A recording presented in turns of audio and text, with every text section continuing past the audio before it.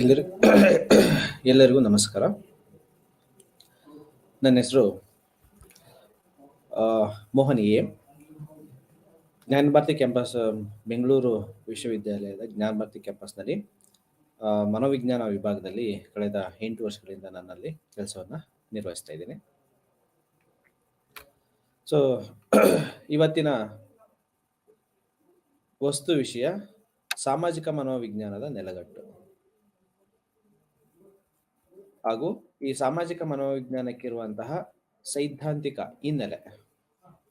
So ಯಾವ ಕಾರಣದಿಂದ ಆ, ಆ, ಈ ಸಾಮಾಜಿಕ ಮನೋವಿಜ್ಞಾನಕ್ಕೆ ಬಂದಿರತಕ್ಕಂತಹ ಕೆಲವೊಂದು ಚೌಕಟ್ಟುಗಳು ಏನು, ಸೊ ಆ ಚೌಕಟ್ಟಿನ ಒಳಗೆ ಇರ್ತಕ್ಕಂಥ ಸೈದ್ಧಾಂತಿಕ ಹಿನ್ನೆಲೆಗಳು ಏನು.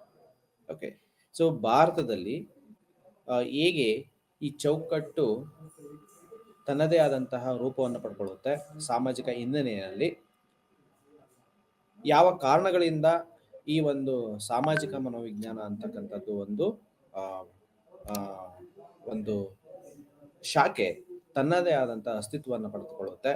ಅಸ್ತಿತ್ವಕ್ಕೆ ಮತ್ತು ಈ ಸಾಮಾಜಿಕ ಸಿದ್ಧಾಂತಗಳಿಗೆ ಈ ಇರ್ತಕ್ಕಂಥ ಲಿಂಕ್ಗಳೇನು, ಸಹ ಸಂಬಂಧಗಳೇನು, ಸೊ ಇಂಥ ವಿಷಯಗಳನ್ನೆಲ್ಲ ಇವತ್ತು ನಾವು ನೋಡ್ತಾ ಹೋಗ್ತೀವಿ. ಓಕೆ, ಸಾಮಾಜಿಕ ಮನೋವಿಜ್ಞಾನದ ನೆಲಗಟ್ಟು. ಸಾಮಾಜಿಕ ಮನೋವಿಜ್ಞಾನ ಅಂತ ಅಂದ್ರೆ ಮುಖ್ಯವಾಗಿ ನಾವು ನೋಡ್ಬೇಕು ಅನ್ನೋದೇ ಆದ್ರೆ, ಸೊ ಮನೋವಿಜ್ಞಾನ ಈ ಸಾಮಾಜಿಕ ಹಿನ್ನೆಲೆಯಲ್ಲಿ ಬಂದಿರತಕ್ಕಂತಹ ಒಂದು ಹಿನ್ನೆಲೆಯನ್ನು ನಾವು ನೋಡೋದಾದ್ರೆ ಯಾವಾಗ ಶುರುವಾಯಿತು, ಪ್ರಾರಂಭ ಆಗಿದ್ದು ಯಾವಾಗ ಅನ್ನೋದನ್ನ ನಾವು ನೋಡೋದಾದ್ರೆ, ಸೊ ಈ ಫಸ್ಟ್ ವರ್ಲ್ಡ್ ವಾರ್ ಮತ್ತೆ ಸೆಕೆಂಡ್ ವರ್ಲ್ಡ್ ವಾರ್ ಇಂದ ನಮ್ಮ ಭಾರತದಲ್ಲಿ ಹಾಗೂ ನಮ್ಮ ವಿವಿಧ ಬ್ರಾಂಚಸ್ಗಳು ಮನೋವಿಜ್ಞಾನದಲ್ಲಿ, ಸೊ ಇದಕ್ಕೂ ಮುಂಚೆ 1896ರಲ್ಲಿ ಓಕೆ ಕ್ಲಿನಿಕಲ್ ಸೈಕಲಾಜಿಕಲ್ ಕ್ಲಿನಿಕ್ ಅಂತಕ್ಕಂಥದ್ದು ಒಂದು ಕ್ಲಿನಿಕ್ ಅಮೆರಿಕಾದಲ್ಲಿ ಪ್ರಾರಂಭ ಆಗುತ್ತೆ. ಸೊ ಅದಾದ ನಂತರದಲ್ಲಿ ಓಕೆ ಪ್ರಾಯೋಗಿಕ ಮನೋವಿಜ್ಞಾನ ಎಲ್ಲದೂ ಒಂದು ಅಫಿಷಿಯಲ್ ವೇನಲ್ಲಿ, ಸೊ ಏನು ಅಮೆರಿಕನ್ ಸೈಕಲಾಜಿಕಲ್ ಅಸೋಸಿಯೇಷನ್ಸ್ ಇದೆ, ಸೊ ಅದರ ಸಮ್ಮುಖದಲ್ಲೇ ಈ ರೀತಿಯಾದಂಥ ಕೆಲವೊಂದು ಎಸ್ಟಾಬ್ಲಿಷ್ಮೆಂಟ್ಗಳು ಆಗೋದನ್ನ ನಾವು ನೋಡ್ತಾ ಹೋಗ್ತೀವಿ. ಸೊ ಅದಕ್ಕೂ ಮುಂಚೆ ವೆಸ್ಟರ್ನ್ ಕಂಟ್ರೀಸ್ಗಳಲ್ಲಿ 1896ರಲ್ಲೇ ಸೊ ಅಲ್ಲಿ ಸೈಕಾಲಜಿ ಅಂತಕ್ಕಂಥ ಒಂದು ಬ್ರಾಂಚು, ಎಸ್ಪೆಷಲಿ ಈ ಕ್ಲಿನಿಕಲ್ ಸೈಕಲಾಜಿಕಲ್ ಕ್ಲಿನಿಕ್ ಅಂತಕ್ಕಂಥದ್ದು ಏನು ಎಸ್ಟಾಬ್ಲಿಷ್ ಆಗುತ್ತೆ. ಸೊ ಅದರ ನಂತರದಲ್ಲಿ ಏನೇನೆಲ್ಲ ಡೆವಲಪ್ ಆಗುತ್ತೆ in the field of psychology, ಅಂದರೆ ಡಿಫ್ರೆಂಟ್ ಬ್ರಾಂಚಸ್ಗಳು. ಓಕೆ, ಸೊ ಕೇವಲ ಮನೋವಿಜ್ಞಾನ ಅಂತಕ್ಕಂಥದ್ದು ಆಪ್ತ ಸಮಾಲೋಚನೆಗೆ ಸೀಮಿತ ಆಗಿರದೆ ಬೇರೆ ಬೇರೆ ಬ್ರಾಂಚಸ್ಗಳನ್ನ ತನ್ನದೇ ಆದಂತಹ ಸ್ಕೋಪ್ಗಳನ್ನ ವಿಸ್ತಾರ ಮಾಡ್ತಾ ಹೋಗುತ್ತೆ. ಓಕೆ, ಸೊ ಈ industrial psychology, child psychology, so and ಮುಖ್ಯವಾಗಿ ನಾವು ಹೇಳ್ಬೇಕು ಅನ್ನೋದೇ ಆದ್ರೆ ಇನಿಷಿಯಲ್ ಈ ಪ್ರಾರಂಭಿಕ ಹಂತದಲ್ಲಿ, ಪ್ರಥಮ ಹಂತದಲ್ಲಿ ಈ ಸೈಕಾಲಜಿಕಲ್ ಕ್ಲಿನಿಕ್ಗೆ ಓಕೆ, ಸೊ ಅಲ್ಲಿ ಏನು ಈ ಕ್ಲಿನಿಕಲ್ ಸೈಕಾಲಜಿ ಹೇಗೆ ಪ್ರಾರಂಭ ಆಯಿತು ಅನ್ನೋದನ್ನ ನಾವು ನೋಡೋದಾದ್ರೆ, ಸೊ ಅಲ್ಲಿಂದ ಶುರು ಆಯಿತು. 1896ರಿಂದ ಶುರು ಆಗುತ್ತಲ್ಲ ಈ ಸೈಕಲಾಜಿಕಲ್ ಕ್ಲಿನಿಕ್, ಅಲ್ಲಿಂದ ಶುರು ಆಯಿತು ಅಂತ ಹೇಳ್ತಾರೆ. ಆದ್ರೆ ಅಲ್ಲಿಗೆ ಬಂದಿರ್ತಕ್ಕಂಥ ಕ್ಲೈಂಟ್ಸ್ ಅನ್ನೋದನ್ನ ನಾವು ನೋಡೋದೇ ಆದ್ರೆ, ಅಲ್ಲಿ ಇರ್ತಕ್ಕಂಥ ಕ್ಲೈಂಟ್ಸ್ ಚೈಲ್ಡ್.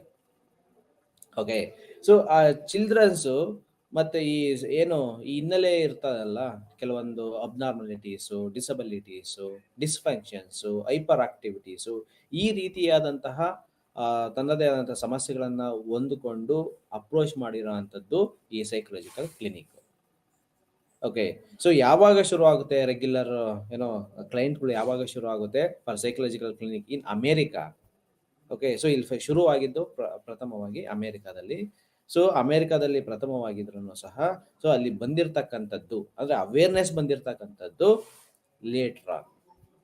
ಓಕೆ, ಸೊ ಯಾವಾಗ ಅಂತ ಅಂದ್ರೆ, so first and second world war durations ಅಲ್ಲಿ ಸೊ ಈ ಅಡಲ್ಟ್ಸ್ ಸೊ ಏನೆಲ್ಲ ಈ ಸೈಕಲಾಜಿಕಲ್ ಇಶ್ಯೂಸ್ಗಳನ್ನ ಹೊಂದುತ್ತಾ ಹೋದ್ರು during that first and second world war, especially industrialized ಕಂಟ್ರೀಸ್ಗಳಲ್ಲಿ ಈ ರೀತಿಯಾದಂಥ ಸೈಕಲಾಜಿಕಲ್ ಪ್ರಾಬ್ಲಮ್ಸ್ಗಳು ಶುರು ಆಗುತ್ತೆ. ಏನಕ್ಕೆ ಶುರು ಆಗುತ್ತೆ especially during the first and second world war ಅಂತ ಅಂದ್ರೆ, ಓಕೆ, ಸೊ ಆ ನಂತರದಲ್ಲಿ ಸಾಗರೋತ್ತರ ಯಾವಾಗ ವರ್ಲ್ಡ್ ವಾರ್ ಶುರು ಆಗುತ್ತೆ, ಸಾಗರೋತ್ತರ ವ್ಯಾಪಾರಗಳೆಲ್ಲ ಬಂದಾಗ್ಬಿಡುತ್ತೆ. ಓಕೆ. ಸೊ ಏನಕ್ಕೆ ಅಂತಂದ್ರೆ ಸಾಗರೋತ್ತರ ಮೇಲೆ ಆಗ್ತಾ ಇರ್ತಕ್ಕಂತಹ ಏನು ಟ್ರಾವೆಲ್ ಇರುತ್ತೆ, ಹಡಗುಗಳು ಏನಿರುತ್ತೆ, ಅದನ್ನೆಲ್ಲ ಧ್ವಂಸ ಮಾಡುವಂತ ಪ್ರಕ್ರಿಯೆಗಳು ಆಗ್ತಾ ಇರುತ್ತೆ. ಸೊ ಆಲ್ಮೋಸ್ಟ್ ಆಲ್ ಏನಕ್ಕೆ ನಾವು ಆ, ನಮ್ಮ ಪದಾರ್ಥಗಳನ್ನೆಲ್ಲ ಸಮುದ್ರ ಪಾಲ್ ಮಾಡಬೇಕು ಅಂತ ಕಾರಣಕ್ಕೆ ಎಲ್ಲ ಸ್ಟಾಪ್ ಮಾಡ್ಬಿಡ್ತಾರೆ. ಆಮೇಲೆ ಕೆಲವೊಂದು ಈ ಜರ್ಮನಿ ಮತ್ತೆ ಈ ಜಪಾನ್ಗಳು ಏನಿದೆ, ಓಕೆ, ಸೊ ಜರ್ಮನಿ ಜಪಾನ್ಗಳು ಯುದ್ಧಕ್ಕೆ ಸಂಬಂಧಿಸಿದ ಆ, ಅನೇಕ ಉತ್ಪನ್ನಗಳನ್ನ ಪ್ರಾರಂಭ ಮಾಡಬೇಕು ಅಂದ್ರೆ ಯುದ್ಧಕ್ಕೆ ಬೇಕಾಗಿರುವಂತಹ ಸಪ್ಲೈ ಬೇಕಾಗಿರುವಂತಹ ಅನೇಕ ಇಂಡಸ್ಟ್ರೀಸ್ಗಳನ್ನ ಆಗ ಶುರು ಮಾಡ್ತಾರೆ. ಈಗಾಗಲೇ ಇರ್ತಕ್ಕಂತಹ ಇಂಡಸ್ಟ್ರಿಯಲ್ ಏನಿರುತ್ತೆ related to the war, so ಅಂಥದ್ದಕ್ಕೆ ಹೆಚ್ಚಿನ ಪ್ರೆಷರ್ಸ್ಗಳು ಬೀಳ್ತಾ ಹೋಗುತ್ತೆ ಈ first and second world war ನಡೆಯುವಂಥ ಸಂದರ್ಭದಲ್ಲಿ. So by the moment almost all ಎಂಪ್ಲಾಯೀಸ್ಗಳು ಏನಿದ್ರು ಅದರಿಂದ ಏನು ಸಾಮಾಜಿಕ ಖಿನ್ನತೆಗೆ ಒಳಗಾಗಿದ್ರು, ಅದರದ್ದು ಎಫೆಕ್ಟ್ಗಳನ್ನ ಅದರ ಕಾನ್ಸಿಕ್ವೆನ್ಸಸ್ಗಳನ್ನು ಏನೆಲ್ಲ ರೆಗ್ಯುಲರ್ ಆಗಿ ನೋಡ್ತಾ ಇದ್ರು, ಆ ಒಂದು ಕಂಡೀಷನ್ಸ್ಗೆ they are become panic. Okay, so ಅವರಲ್ಲಿ ಭಯ ಅಂತಕ್ಕಂಥದ್ದು ಆವರಿಸ್ಕೊಳ್ತಾ ಹೋಗುತ್ತೆ, ಸ್ಟ್ರೆಸ್ಸು, ಆಂಗ್ಸೈಟಿ, ಡಿಪ್ರೆಷನ್ಸು. ಸೊ ನೀವು ಯಾವುದನ್ನೇ ನೀವು ತೆಗೆದುಕೊಳ್ತಾ ಹೋಗಿ, ಏನಾದರೂ ಒಂದು ಫೀಲ್ಡ್ ಉದಯವಾಗಿದೆ, ಸೊ ಏನಾದ್ರು ಒಂದು ಸಿಗ್ನಿಫಿಕೆಂಟ್ ಡಿಫರೆನ್ಸಸ್ಗಳಾಗಿದೆ ಅನ್ನೋದನ್ನ ನಾವು ನೋಡೋದಾದ್ರೆ, ಸೊ ಅದು ಪ್ರಾರಂಭ ಆಗಿರೋದೆ first and second world war duration ಅಲ್ಲಿ. ಏನಕ್ಕೆ ಅಂತಂದ್ರೆ ವಾರ್ ಅಂತಂದ್ರೇನೆ ಹಾಗೇನೆ. ವಾರ್ ಅಂತ ಅಂದ್ರೆ ಸೊ ಅಲ್ಲಿ ಆ, ಏನು ಯಾರು ಗೆಲ್ತಾರೆ, ಸೊ ಅವರು ಗೆಲುವು ಅನ್ನೋದಕ್ಕಿಂತ ಮುಖ್ಯವಾಗಿ ಸೊ ಅವರು ಸಾಕಷ್ಟು ಕಳ್ಕೊಂಡಿರ್ತಾರೆ. ಸೊ ಯಾರು ಸೋತಿರ್ತಾರೆ ಯುದ್ಧದಲ್ಲಿ, ಸೊ ಅವರು ಆಲ್ಮೋಸ್ಟ್ ಆಲ್ ತನ್ನ ಅಸ್ತಿತ್ವವನ್ನು ಕಳ್ಕೊಂಡ್ಬಿಟ್ಟಿರ್ತಾರೆ. ಓಕೆ, ಸೊ ಈಗ ನಡೀತಾ ಇರ್ತಕ್ಕಂಥ ಈ ಏನು ಆ, ರಷ್ಯಾ ಮತ್ತೆ ಉಕ್ರೇನ್ ವಾರ್ ಏನಿದೆ, ಸೊ ಕಳೆದ ಒಂದು ವರ್ಷದಿಂದ ನಡೀತಾ ಇದೆ. ಓಕೆ, ಸೊ ಯಾರ ಮೇಲುಗೈ, ಸೊ ಯಾರು ಏನೋ ಹಿನ್ನಡೆ ಆಗ್ತಾ ಇದೆ, ಸೊ ಕೆಲವೊಂದು ಅಂಕಿ ಅಂಶಗಳನ್ನ ಆಧಾರವಾಗಿ ಇಟ್ಟುಕೊಂಡು ಹೇಳಬಹುದು. ಆದರೆ ಲಾಸು ಎರಡೂ ದೇಶಗಳಿಗೆ, ಕೇವಲ ಈ ರಷ್ಯಾ ಮತ್ತೆ ಉಕ್ರೇನ್ ನಡುವೆ ನಡೀತಾ ಇರ್ತಕ್ಕಂಥ ವಾರು ಕೇವಲ ಅವೆರಡೂ ದೇಶಗಳಿಗೆ ಅಷ್ಟೇ ಬಾಧನೆ ಕೊಡೋದಲ್ಲೇ, ಸೊ ಅದಕ್ಕೆ ಅವಲಂಬನೆ ಆಗಿರುವಂತಹ ಅನೇಕ ರಾಷ್ಟ್ರಗಳು, ಈವನ್ ಭಾರತವೂ ಸೇರಿದಂತೆ, ಸೊ ಅನೇಕ ರಾಷ್ಟ್ರಗಳಿಗೆ ತನ್ನದೇ ಆದಂಥ ಇಂಪ್ಯಾಕ್ಟ್ ಅನ್ನ ಮಾಡಿದೆ. ಸೊ ಹಾಗೇನೆ first and second world war duration ಅಲ್ಲೂ ಸಹ ಏನೆಲ್ಲ ಅದರದ್ದು ಇಂಪ್ಯಾಕ್ಟ್ ಮತ್ತೆ ಕಾನ್ಸಿಕ್ವೆನ್ಸಸ್ಗಳೇನಾಯಿತು, ಸೊ ಅದು ಕೇವಲ ಈ ಜರ್ಮನಿ ಮತ್ತೆ ಬ್ರಿಟನ್ಗೆ ಮಾತ್ರನೇ ಎಫೆಕ್ಟ್ ಮಾಡಲಿಲ್ಲ, ಸೊ ಅದು ವರ್ಲ್ಡ್ ವೈಡ್ ಇಂಪ್ಯಾಕ್ಟ್ ಅನ್ನ ಮಾಡ್ತು. ಸೊ ಯಾರು ಈ ಇಂಡಸ್ಟ್ರಿಯಲ್ಲಿ ಈ ರೀತಿಯಾದಂಥ ಸಪ್ಲೈ ಮಾಡುವಂತಹ ಇಂಡಸ್ಟ್ರಿಗಳಲ್ಲಿ ಕೆಲಸ ಮಾಡ್ತಾ ಇದ್ರು, ಸೊ ಅದರಿಂದ ಏನು ಕೆಲವೊಂದು ಬೇರೆ ಬೇರೆ ಇಂಡಸ್ಟ್ರಿಗಳು ನಿಂತೋದು ಯುದ್ಧದ ಕಾರಣದಿಂದಾಗಿ. ಸೊ ಈ ರೀತಿಯಾದಂಥ ವೇ ಆಫ್ ಮಾಡುವಂಥದ್ದು, ಸ್ಯಾಲ್ರಿ ಡಿಡಕ್ಟ್ ಮಾಡುವಂಥದ್ದು, ಕೆಲಸದಿಂದ ತೆಗೆದಾಕ್ತಕ್ಕಂಥದ್ದು. ಓಕೆ, ಸೊ ಅವ್ರಿಗೆಲ್ಲ ಏನಾಗುತ್ತೆ, ಸೈಕಲಾಜಿಕಲಿ ಕುಗ್ಗೋಗ್ತಾರೆ. ಸೊ ಅವ್ರಿಗೆ ಬೇಕಾಗಿರುವಂಥದ್ದು ಸೈಕಾಲಜಿ ಆ ಮೂಮೆಂಟಲ್ಲಿ. ಸೊ ಅವಾಗ ಈ clinical psychology, social psychology and industrial psychology so emerge. Okay, so ಇಲ್ಲಿ first and second world war duration ಅಲ್ಲಿ ಸೊ ಅನೇಕ ರೀತಿಯಾದಂತಹ ಸಾವು ನೋವುಗಳು ಸಹ ಆಗುತ್ತೆ. ಯುದ್ಧ ಮಾಡುವಂತ ಸಂದರ್ಭದಲ್ಲಿ ಈಗ ಹಿರೋಶಿಮಾ ಮತ್ತೆ ನಾಗಸಾಕಿ ಎರಡನೇ ವರ್ಲ್ಡ್ ವಾರ್ ಅಲ್ಲಿ, ಅಂದ್ರೆ 1945ರಲ್ಲಿ ಏನು ಬಾಂಬ್ ಆಗುತ್ತೆ ಅಮೆರಿಕ, ಜರ್ಮನಿ ಜಪಾನ್ನ ಹಿರೋಶಿಮಾ ಮತ್ತು ನಾಗಸಾಕಿನಲ್ಲಿ. ಸೊ ಈಗಲೂ ಆ ರೀತಿಯಾದಂಥ ಕಾನ್ಸಿಕ್ವೆನ್ಸಸ್ಗಳು ಅದ್ರದ್ದು ಇಂಪ್ಯಾಕ್ಟ್ ಏನಿತ್ತು, ಓಕೆ, ಅಣುಬಾಂಬ್ ಸ್ಫೋಟದ ಇಂಪ್ಯಾಕ್ಟ್ ಏನಿದು ಇವಾಗ್ಲೂ ಸಹ ನಾವು ನೋಡ್ಬೋದು. ಏನಕ್ಕೆ ಅಂತಂದ್ರೆ ಅದು ಈ ಮ್ಯೂಟೇಷನ್ಸ್ ಅನ್ನ ಮಾಡ್ಬಿಟ್ಟಿರುತ್ತೆ. ಏನು ಕೆಮಿಕಲ್ ಏನಿತ್ತು, ಸ್ಫೋಟ ಆಗಿದ್ದಂತಹ ತೀವ್ರತೆಗಳು ಏನಿತ್ತು, ಆ ತೀವ್ರತೆ ನಮ್ಮ ಜೀನ್ಸ್ ಅಲ್ಲಿ ಮ್ಯೂಟೇಷನ್ ಅನ್ನ ಮಾಡುತ್ತೆ. ಮ್ಯೂಟೇಷನ್ ಅಂತಾರೆ ಪರ್ಮನೆಂಟ್ ಚೇಂಜಸ್ ಇನ್ ಜೀನ್ಸ್ ಅಂತ. ಸೊ ನಮ್ಮ ಜೀನ್ಸ್ ಅಲ್ಲಿ ಏನಾದ್ರು ಪರ್ಮನೆಂಟ್ ಚೇಂಜಸ್ ಆಯ್ತು ಅಂತಂದ್ರೆ, ಅಬ್ನಾರ್ಮಲಿಟೀಸ್ ಕಾಣಿಸ್ಕೊಳ್ತು ಅಂತಂದ್ರೆ, ನೆಕ್ಸ್ಟ್ ಜನರೇಷನ್ಸ್ ಸೊ ಹುಟ್ಟತಕ್ಕಂಥ ಮಕ್ಕಳಲ್ಲಿಯೂ ಸಹ ಅದೇ ರೀತಿಯಾದಂಥ ಅಬ್ನಾರ್ಮಲಿಟೀಸ್. ಓಕೆ, ನಿಮ್ಗೆಲ್ಲ ಗೊತ್ತಿದೆ 23 ಪೇಸ್ಗಳು from mother side, father side ಈ ಥರದೆಲ್ಲ ಕಂಬೈನ್ ಆಗಿ ಒಂದು ಝೈಗೋಟು ಉತ್ಪತ್ತಿ ಆಗುತ್ತೆ. ಸೊ ಆ ಒಂದು ಝೈಗೋಟೆ ಒಂದು ಬಾಡಿ, ಒಂದು ಮಗು, ಅದು ಓಕೆ, ಒಂದು ಸಪ್ರೇಟ್ ಜೀವ ಆಗಿ ಬೆಳೀತಾ ಹೋಗುತ್ತೆ. ಸೊ ಅದಕ್ಕೆ ಅನೇಕ ರೀತಿಯಾದಂಥ ಸ್ಟೇಜಸ್ಗಳಿರುತ್ತೆ. ಆ ಸ್ಟೇಜಸ್ಗಳನ್ನು ದಾಟಿ ಏನೋ ಪ್ರಿನೇಟಲ್ ಡೆವಲಪ್ಮೆಂಟಲ್ಲಿ ಅಥವಾ ಪೋಸ್ಟ್ ನೇಟಲಲ್ಲಿ ಸೊ ಏನೇನೆಲ್ಲ ಡೆವಲಪ್ ಆಗುತ್ತೆ ನಾವು ಬೇರೆ ತರಗತಿನಲ್ಲಿ ನಾವು ನೋಡಿದ್ದೀವಿ. ಓಕೆ, ಸೊ ಹೇಗೆ ಈ ರೀತಿಯಾದಂತಹ ಒಂದು ಅಬ್ನಾರ್ಮಿಟೀಸ್ಗೆ ಕಾರಣ ಆಯಿತು ಅಂತ ಮೂವ್ಮೆಂಟ್ಗೆ ಉಡ್ಕೊಂಡಿದ್ದು psychology, especially social psychology. Okay, so industrial psychology ಆ ಮೂವ್ಮೆಂಟಲ್ಲಿ ಇಂಡಸ್ಟ್ರೀಸ್ಗಳು ಏನು ಅಮೆರಿಕ ಮತ್ತು ರಷ್ಯಾದಲ್ಲಿ ಏನು ಇಂಗ್ಲೆಂಡ್ ಈ ರೀತಿಯಾದಂತಹ ದೇಶಗಳಲ್ಲಿ ಕಂಟ್ರೀಸ್ಗಳಲ್ಲಿ ಅನೇಕ ರೀತಿಯಾದಂತಹ ಯುದ್ಧ ಪರಿಕರಗಳನ್ನು ಉತ್ಪಾದನೆ ಮಾಡುವಂತಹ ಕೈಗಾರಿಕೆಗಳಿದ್ದು ಅದಕ್ಕೆ ತುಂಬ ಪೆಟ್ಟುಗಳನ್ನು ಬಿದ್ದ ನಂತರದಲ್ಲಿ ಅನೇಕ ಚೇಂಜಸ್ಗಳಾದು ಆ ಚೇಂಜಸ್ಗಳ ಆದ ಹಿನ್ನೆಲೆಯಲ್ಲಿ ಬಂದಿರತಕ್ಕಂಥ ಅನೇಕ ಸೈಕಾಲಜಿಕಲ್ ಡಿಸಾರ್ಡರ್ಸು, ಡಿಸಬಿಲಿಟೀಸು. ಸೊ ಈಗ ಕೊರೋನಾ ಅಂತ ನಾವು ತಗೋಬಹುದು. ಸೊ ಕೊರೋನಾ ನಮಗೆ ಒಂದು ಸಿಗ್ನಿಫಿಕೆಂಟ್ ಇಂಪ್ಯಾಕ್ಟ್ ಅನ್ನ ಮಾಡ್ತು ಸೊ ಎಲ್ಲರ ಮೇಲೆ. ಸೊ ಇಂಥ ಇಂಪ್ಯಾಕ್ಟ್ ಮಾಡೋ ಅಂತ ಸಂದರ್ಭದಲ್ಲಿ ಏನೆಲ್ಲ ಕಾನ್ಸಿಕ್ವೆನ್ಸಸ್ಗಳನ್ನ ನಾವೀಗ ಅನುಭವಿಸ್ತಾ ಇದೀವಿ ಅನ್ನೋದನ್ನ ನಾವು ನೋಡ್ಬೋದು. ಸೊ ಏನ್ ಬಂತು ಇಂಡಿಯಾದಲ್ಲಿ, ಸೊ ಅಥವಾ ಇವನ್ ವರ್ಲ್ಡ್ ಬೇರೆ ದೇಶಗಳಲ್ಲಿ ತೆಗೆದುಕೊಂಡ್ರೆ ಅಫ್ಕೋರ್ಸ್ ಅಮೆರಿಕಾ ಅಂತ ಡೆವಲಪ್ಡ್ ಕಂಟ್ರೀಸ್ ಅಲ್ಲಿ ಸೈಕಲಾಜಿಕಲ್ ಅದರದ್ದು ಇಂಪ್ಯಾಕ್ಟ್ ಏನಿದೆ, ಎಕ್ಸಿಸ್ಟೆನ್ಸ್ ಏನಿದೆ ಎಲ್ರಿಗೂ ಗೊತ್ತಿದೆ. Developing countries like India, so ಇಂಡಿಯಾದಲ್ಲಿ ನಾವು we are talking about, so even common peoples they are talking about stress, depressions. Corona ಟೈಮಲ್ಲಿ ಸೊ ಯಾವರಿಂದ ಸತ್ರು ಜಾಸ್ತಿ ಜನ? ಓಕೆ, ಇದಕ್ಕೆ ಇರ್ತಕ್ಕಂಥ ಸಾಮಾಜಿಕ ಹಿನ್ನೆಲೆಯನ್ನು ನಾವು ಅಧ್ಯಯನ ಮಾಡಬೇಕು ಅಂತ ಅನ್ನೋದಾದ್ರೆ, ಸೊ ಒಂದು ಹೀಗೆ ಕೇಸ್ ಹಿಸ್ಟ್ರೀಸ್ಗಳನ್ನು ನಾವು ನೋಡ್ತಾ ಹೋದ್ರೆ, ಸೊ ನಾನು ಒಂದು ಕೆಲವೊಂದು ಸಂದರ್ಭಗಳಲ್ಲಿ ಕೌನ್ಸಿಲಿಂಗ್ ಮಾಡಿದ್ದೀನಿ ಡ್ಯೂರಿಂಗ್ ಕೊರೋನಾ. ಸೊ ಏನು ಸಿಗ್ನಿಫಿಕೆಂಟ್ ರೋಲು ಅಥವಾ ಇಂಪ್ಯಾಕ್ಟ್ ಏನು ಅನ್ನೋದಾದ್ರೆ, ಸೊ ಕೆಲವೊಂದು ಡಾಕ್ಟರ್ಸ್ಗಳು ಎದುರಿಸ್ಬಿಟ್ಟಿರ್ತಾರೆ. ಓಕೆ, ಸೊ ಕೊರೋನಾ ಬಂತು ಅಂತಂದ್ರೆ ಈಗ ಟಿವಿನಲ್ಲೆಲ್ಲ ಏನು ಇಂಪ್ಯಾಕ್ಟ್ ಆಗ್ತಾ ಇರುತ್ತೆ. ಸೊ ಬಂತು ಅಂತಿದ್ದಂಗೆ ಏನೋ ಸಾವು ಗ್ಯಾರಂಟಿ. ಓಕೆ, ಸೊ ಅದರಿಂದ ಸೋಷಿಯಲ್ ಡಿಸ್ಟೆನ್ಸು. ಓಕೆ, ಐಸೋಲೇಟ್ ಮಾಡ್ತಿದ್ದಂಗೆನೆ ಸೊ ಅವ್ರಿಗೆ ಸೈಕಲಾಜಿಕಲಿ ಒಂಥರ ಹಿನ್ನಡೆ ಶುರು ಆಗುತ್ತೆ, ನನಗೇನೋ ಆಗಿದೆ, ಸೊ ನಾನು ಉಳಿಯೋದಿಲ್ವಾ. ಸೊ ಈ ರೀತಿಯಾದಂತಹ ಭಯಗಳಿಂದ ಮ್ಯಾಕ್ಸಿಮಮ್ಮು ಆ ಒಂದು ಸಂದರ್ಭದಲ್ಲಿ ಸತ್ತಿರುವಂಥದ್ದು. ಓಕೆ, ಸೊ ಒಬ್ರಿಗೆ ಇಂಪ್ಯಾಕ್ಟ್ ಆಗುತ್ತೆ, ಕೆಲವರಿಗೆ ಇಂಪ್ಯಾಕ್ಟ್ ಆಗಿಲ್ಲ. ಸೊ ಕೆಲವರು ಡೆತ್ ಆದ್ರು, ಕೆಲವರು ಅದರಿಂದ ಸುಧಾರಿಸ್ಕೊಂಡ್ರು. ಇದನ್ನೆಲ್ಲ ನಾವು ಸಂಕ್ಷಿಪ್ತವಾಗಿ ಅಧ್ಯಯನ ಮಾಡಬೇಕು ಅನ್ನೋದಾದ್ರೆ ಅದು ಇರ್ತಕ್ಕಂಥ ಹಿನ್ನೆಲೆನೇ ಏನು.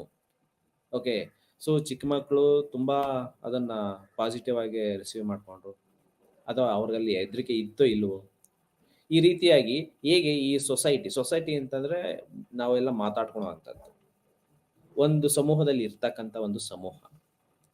ಓಕೆ, ಸೊ ಸೊಸೈಟಿ ಅಥವಾ ಸಾಮಾಜಿಕ ಮನೋವಿಜ್ಞಾನ ಅಂತ ಅಂದ್ರೆ ಯಾವುದೋ ಒಂದು ಸಮಾಜ ಅಲ್ಲ. ಸಮಾಜ ಅಂತ ಅಂದ್ರೆ ಒಂದು ಯೂಸ್ ಕಮ್ಯುನಿಟಿ ಎಲ್ಲ ಸೇರ್ಕೊಂಡು ಸಮಾಜ ಆಗೋದಿಲ್ಲ. ಸೊ ಇಬ್ಬರಿದ್ರು ಸಹ ಅದೇ ಸಮಾಜ. 4-5 ಜನ ಒಂದು ಟೀಮ್ ಇದೆ ಅಂತಾರೆ, ಸೊ ದಟ್ ಈಸ್ ಸಮಾಜ.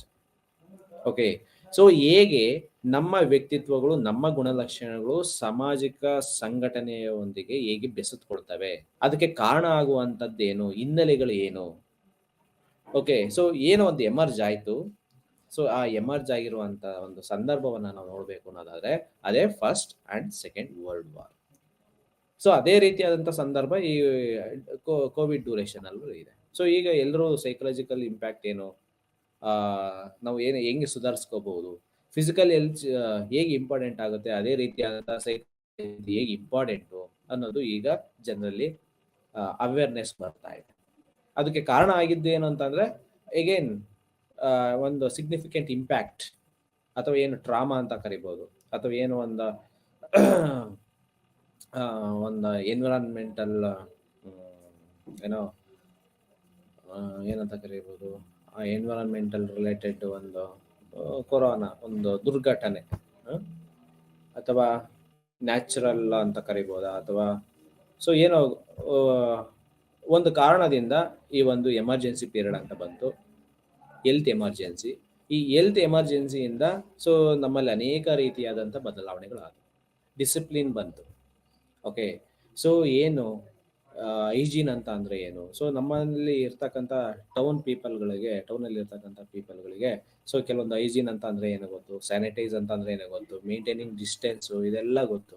ಆದರೆ same things we can't expect in the rural people. So ಅಲ್ಲಿ ಅನೇಕ ರೀತಿಯಾದಂತಹ ಇನ್ನು ಆ, ತಳಮಟ್ಟದಲ್ಲಿ ಇರ್ತಕ್ಕಂಥ ಅನೇಕ ಪ್ರಾಬ್ಲಮ್ಸ್ಗಳಿದೆ. in terms of financial, in terms of communications, in terms of any other demographical variables, social, political, influence, educations.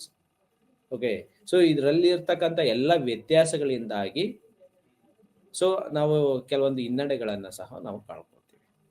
ಅದೇ ರೀತಿ ಈ ಕೊರೋನಾ ಬಗ್ಗೆ ಇರತಕ್ಕಂತಹ ಒಂದು ಮಾಹಿತಿ, ಸರಿಯಾದಂತಹ ಮಾಹಿತಿ ಇದೆ ಇಲ್ವೋ? ಸೊ ಒಬ್ರ ಬಾಯಿಂದ ಬರುತ್ತೆ ಅಥವಾ ಮತ್ತೊಬ್ರ ಬಾಯಿಂದ ಬರುತ್ತೆ ಅಥವಾ ಟಿವಿಗಳಲ್ಲಿ ಸೋಷಿಯಲ್ ಮೀಡಿಯಾಗಳಲ್ಲಿ ಬರುತ್ತೆ. ಸೊ ಅದೇ ಏನು ಇಂಪ್ಯಾಕ್ಟ್ ಆಗುತ್ತೆ. ಸೊ ಇದರಿಂದ ಬಂದಿರತಕ್ಕಂಥ ನಮ್ಮಲ್ಲಿ ಫಾರ್ಮ್ ಆಗುವಂತ ಒಂದು ರೀತಿ ಹೇಗೆ?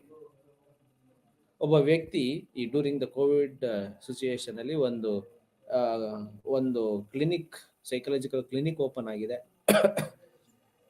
ಅಲ್ಲಿ ಅನೇಕ ಕ್ಲೈಂಟ್ಗಳು ಹೋಗಿ ತನ್ನನ್ನು ತಾನು ಏನೋ ಆಪ್ತ ಸಮಾಲೋಚನೆಗೆ ಒಡ್ಕೊಳ್ತಾ ಇದ್ದಾನೆ ಅಂತ ಅಂದ್ರೆ, so this is impact of corona.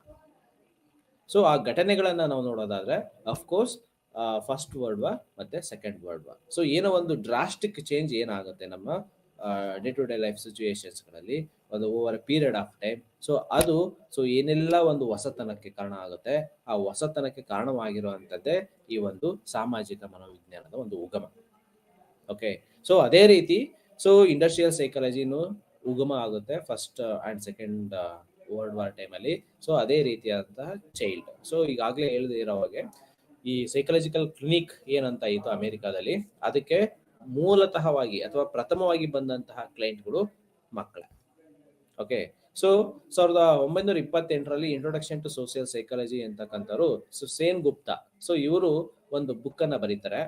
So ಇದು ನಮ್ಮ ಭಾರತದಲ್ಲಿ ಅದರ ಇಂಪ್ಯಾಕ್ಟ್ ಏನು ಅನ್ನೋದನ್ನ, ಸೋಷಿಯಲ್ ಸೈಕಾಲಜಿ ಅಂತಂದ್ರೆ ಏನು, ಸೈಕಾಲಜಿಯನ್ನ ಸಾಮಾಜಿಕವಾಗಿ ಹೇಗೆ ಬಳಸಿಕೋಬಹುದು, ಈ ಸಾಮಾಜಿಕ ಹಿನ್ನೆಲೆ ನಮ್ಮ ಸೈಕಾಲಜಿ ಮೇಲೆ, ನಮ್ಮ ಸೈಕಿ ಮೇಲೆ ಏನೆಲ್ಲ ಇಂಪ್ಯಾಕ್ಟ್ ಆಗುತ್ತೆ ಅನ್ನೋ ಒಂದು ಸಂಕ್ಷಿಪ್ತ ಮಾಹಿತಿಗಳನ್ನ ಅದರಲ್ಲಿ ಕೊಡ್ತಾ ಹೋಗ್ತಾರೆ. So introduction to social psychology ನಮ್ಮ ವರ್ತನೆಯನ್ನ ಸಾಮಾಜಿಕ ಹಿನ್ನೆಲೆಯಾಗಿ ನೋಡುವಂಥದ್ದು ಅಥವಾ ಆ ಒಂದು ಹಿನ್ನೆಲೆಯ ಮೂಲಕ ಅಧ್ಯಯನ ಮಾಡುವಂಥದ್ದು. ನಮ್ಮ ವ್ಯಕ್ತಿತ್ವ ನಾವು ಒಬ್ಬರೇ ಇದ್ದಾಗ ಒಂದು ರೀತಿಯಾಗಿರುತ್ತೆ. ಓಕೆ, ನಮ್ಮ ಎಮೋಷನ್ಸ್, ನಮ್ಮ ಫೀಲಿಂಗ್ಸು, ಅಥವಾ ನಾವು ಸಮಾಜದಲ್ಲಿ ಒಂದು ಗ್ರೂಪ್ನೊಂದಿಗೆ ನಾವು ಕೂತಿದ್ದಾಗ ನಮ್ಮ ಆಲೋಚನೆಗಳು ಬೇರೆ ಇರ್ಬೋದು.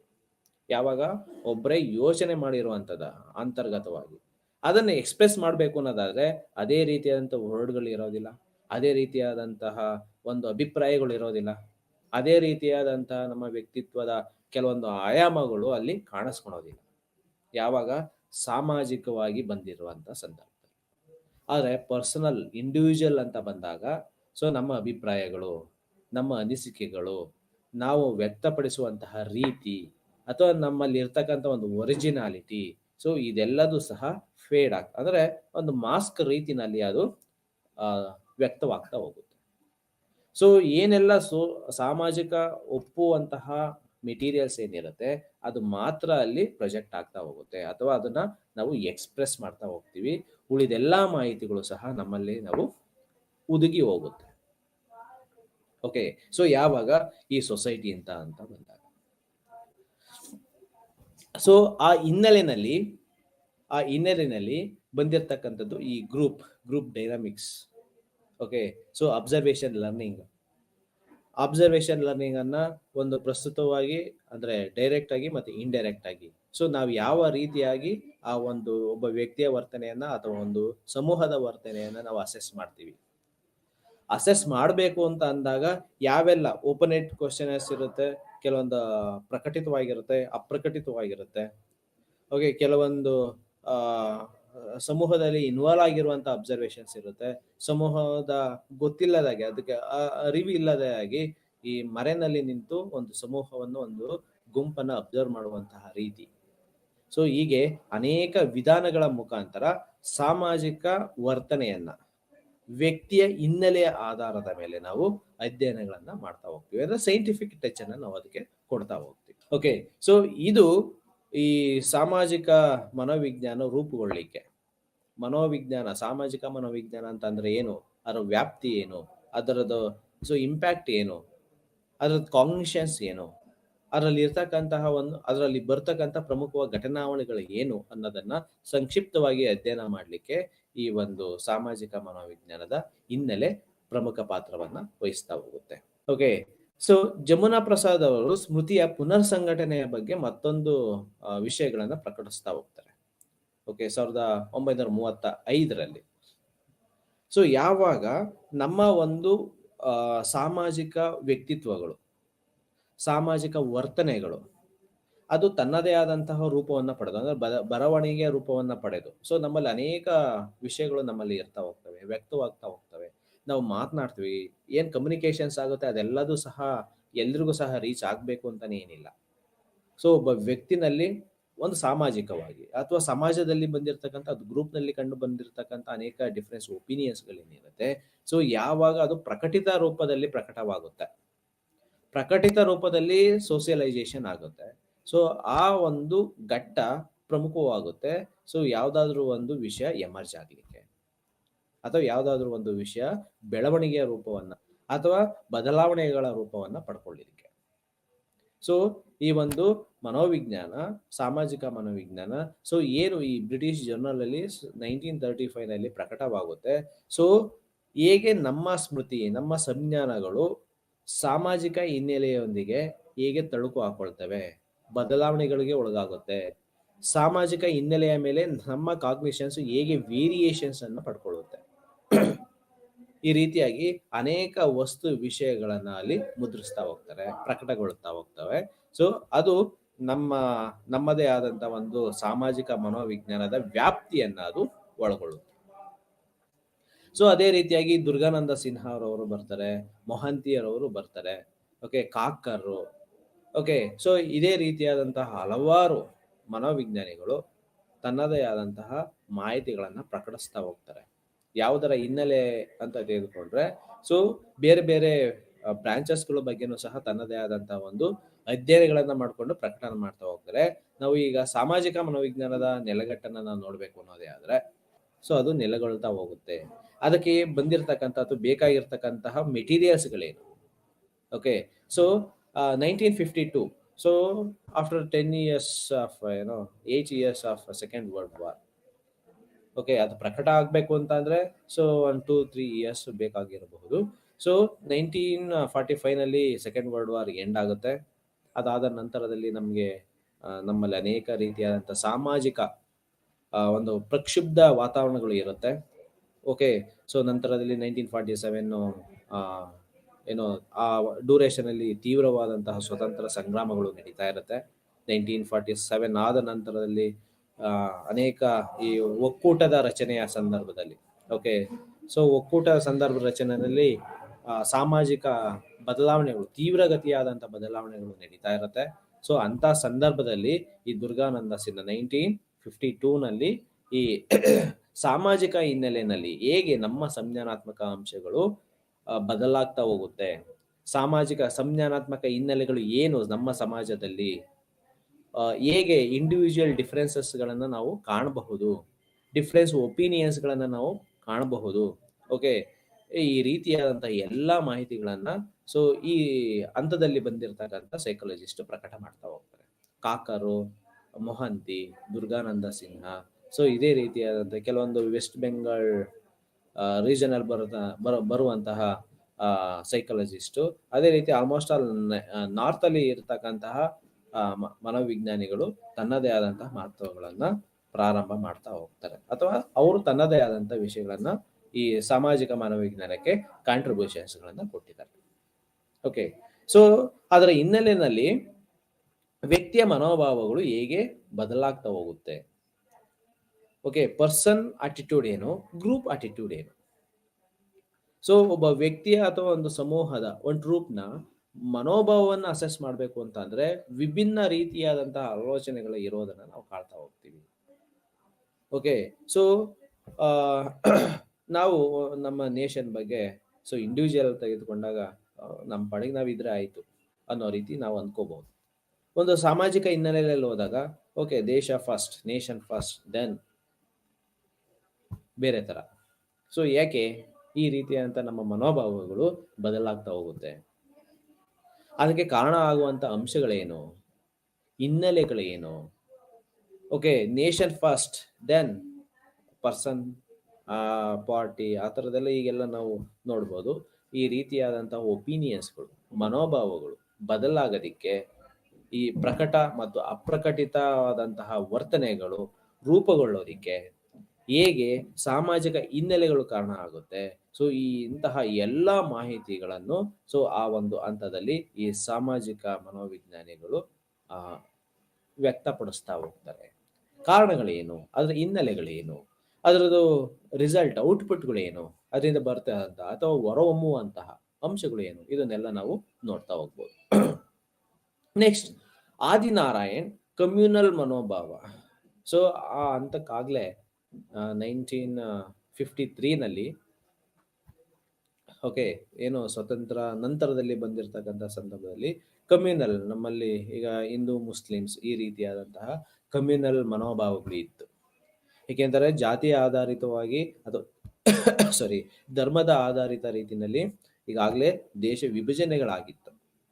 ಅಂತಹ ಮೂಮೆಂಟಲ್ಲಿ ನಮ್ಮ ಮನೋಭಾವ ಕಮ್ಯುನಲ್ ರಿಲೇಟೆಡ್, ಸೊ ಅದು ಹಿಂದೂ ಮುಸ್ಲಿಂ ಆಗಿರ್ಬೋದು, ಹಿಂದೂ ಕ್ರಿಶ್ಚಿಯನ್ಸ್ ಆಗಿರ್ಬೋದು, ಬೇರೆ ಬೇರೆ ಕಮ್ಯುನಲ್ಸ್ ಏನು ಇದಿರುತ್ತೆ ಅದರದ ಬಗ್ಗೆ ನಮ್ಮಲ್ಲಿ ಇರ್ತಕ್ಕಂಥ ಮನೋಭಾವಗಳು, ಆಟಿಟ್ಯೂಡ್ಗಳು ಏನು ಅನ್ನೋದು, ಈ ಜಾತ ಆಧಾರಿತ ಮನೋಭಾವಗಳು ಏನು ಅನ್ನೋದನ್ನ ಅಧ್ಯಯನಗಳನ್ನ ಕೈಗೊಳ್ತಾರೆ.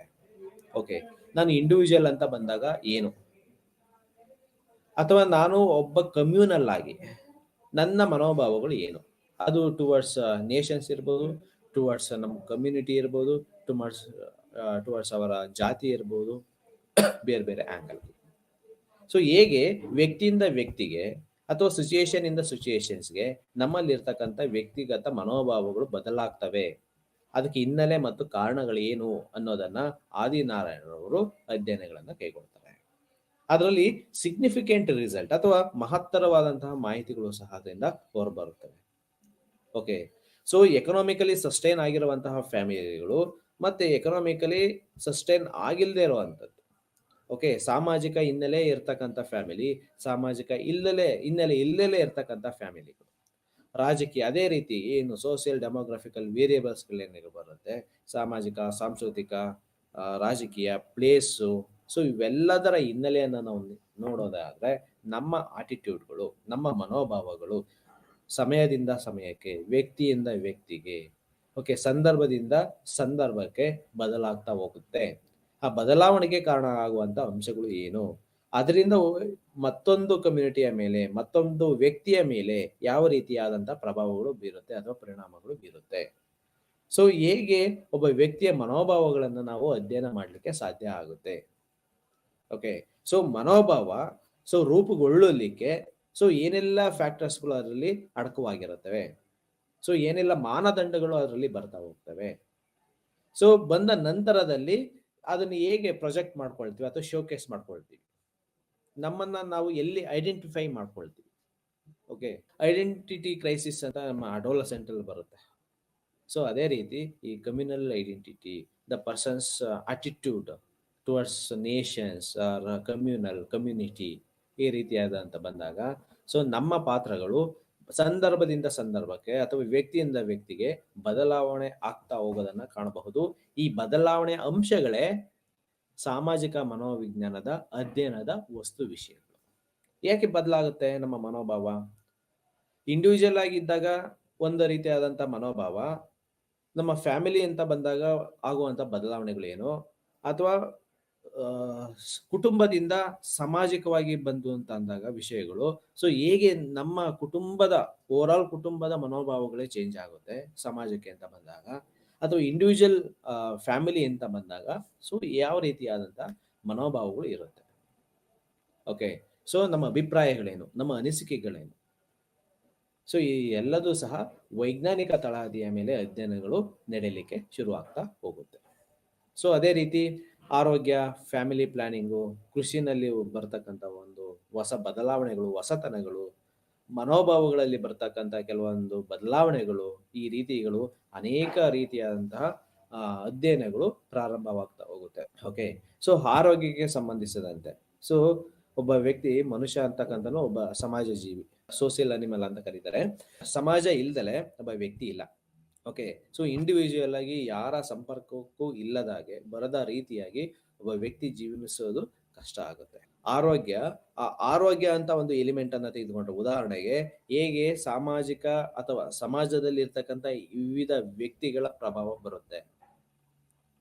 ಓಕೆ, ಸೊ ಫ್ಯಾಮಿಲಿ ಅಂತ ಬಂದಾಗ ಈ ಸಪೋರ್ಟ್, ಸೋಷಿಯಲ್ ಸಪೋರ್ಟ್ ಸಿಸ್ಟಮ್ ಬಹಳ ಪ್ರಮುಖವಾಗುತ್ತೆ. ಓಕೆ, ಸೊ ನಾವೇನೋ ಒಂದು ಕೆಲಸವನ್ನು ಮಾಡಬೇಕು ಅಂತಾರೆ, ಈಗ ಪ್ರಸ್ತುತವಾಗಿ ನಾವು ಓಕೆ, ನಾವೇನೋ ಒಂದು ಹೊಸ ಬಿಸ್ನೆಸ್ ಅನ್ನ ಶುರು ಮಾಡ್ತೀವಿ ಅಂತಂದ್ರೆ ಯಾರ್ದು ಸಪೋರ್ಟ್ ಇಲ್ಲ ಅಂತ ಅಂದಾಗ, ಅಥವಾ ಎಲ್ಲರ ಸಪೋರ್ಟ್ ಸಿಗ್ತಾ ಇದೆ ಅಂತ ಅಂದಾಗ, ಸೊ ಇವೆರಡರ ನಡುವೆ ನಾವು ಅನೇಕ ಅಥವಾ ದೊಡ್ಡ ಪ್ರಮಾಣದ ಡಿಫ್ರೆನ್ಸ್ಗಳನ್ನ ನಾವು ತಗೋಬಹುದು.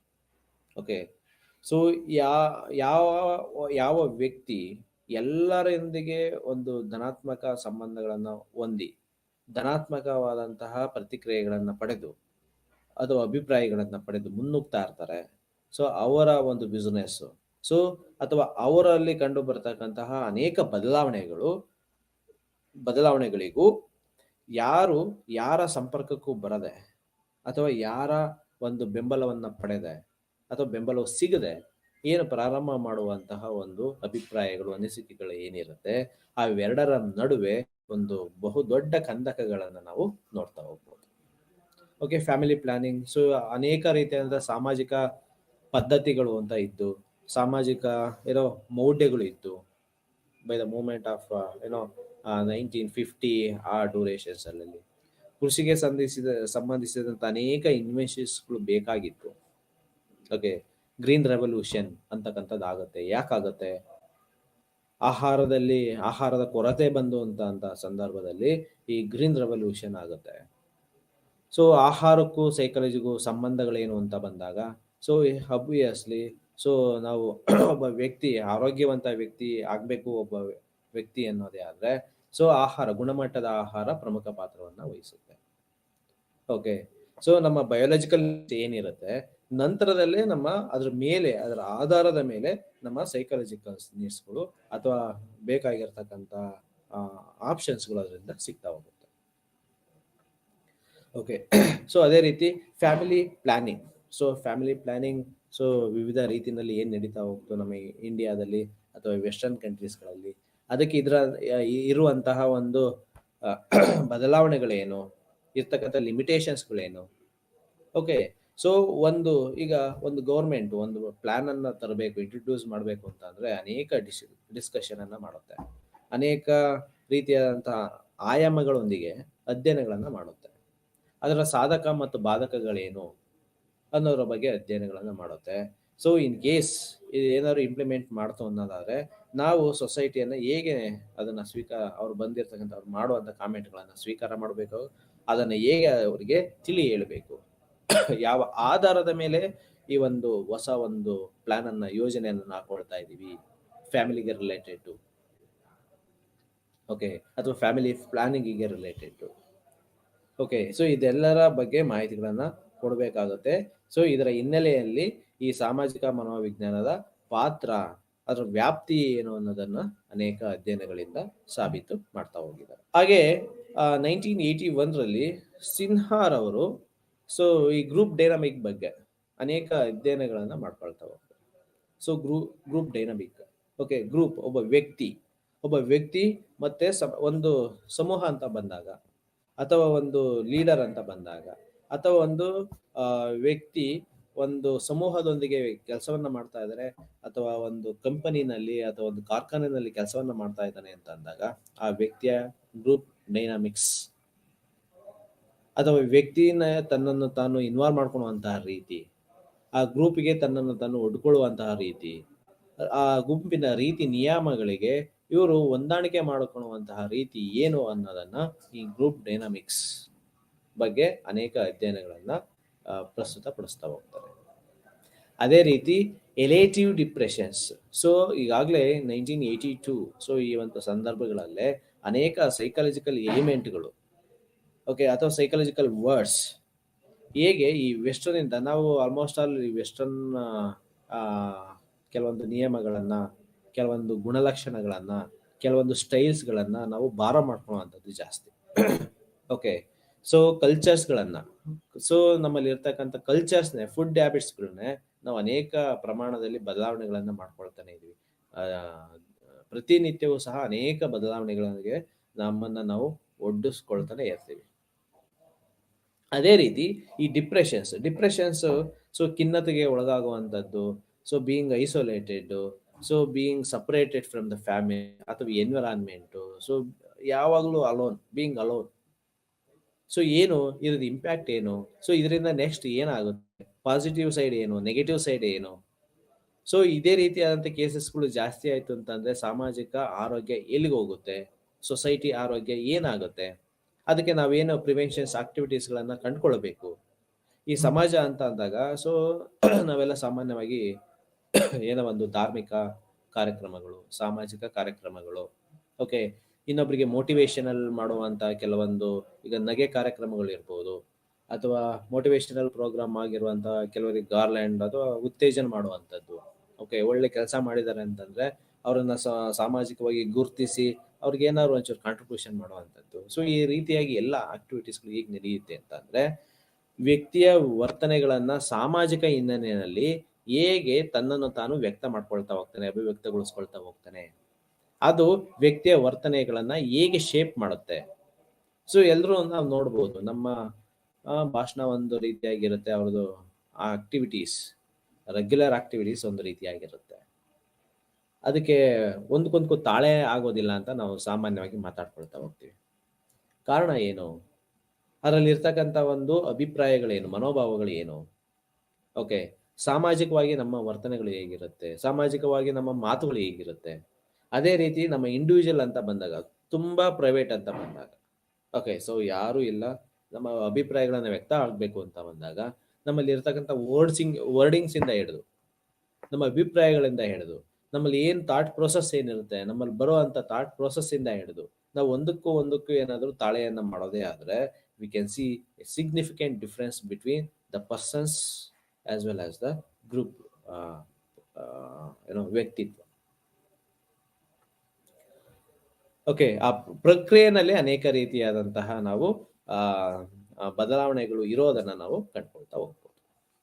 ಸೊ ಅದೇ ರೀತಿ ಕೃತಜ್ಞತೆ ಬಗ್ಗೆನೂ ಸಹ 1986ರಲ್ಲಿ ಪಾಂಡ್ಯರವರು ಅಧ್ಯಯನಗಳನ್ನು ಕೈಗೊಳ್ತಾರೆ. ಕೃತಜ್ಞತೆ, ಒಂದು ಥ್ಯಾಂಕ್ಸನ್ನು ಹೇಳಬೇಕು.